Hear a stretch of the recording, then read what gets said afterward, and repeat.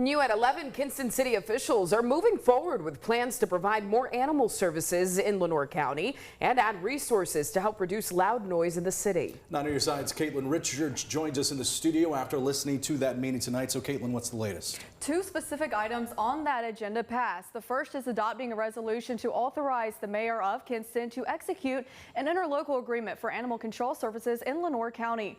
This is a story we've been continuing to follow. It's an ongoing issue around stray animals and other animals needing immediate help in Kinston.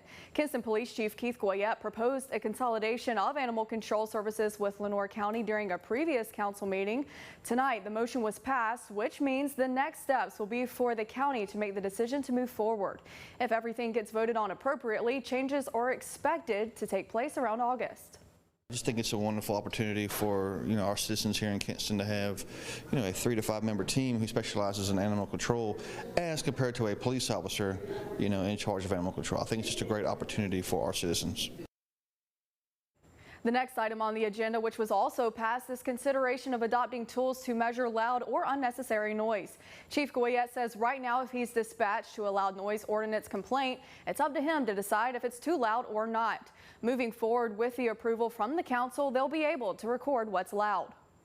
So now when our supervisors are dispatched to a call at 2 o'clock in the morning and I'm at home in bed, those supervisors are able to make those decisions appropriately. There's a measuring device. You know what the noise level is supposed to be. This way you can enforce that action or not. It just depends on what the decibel is.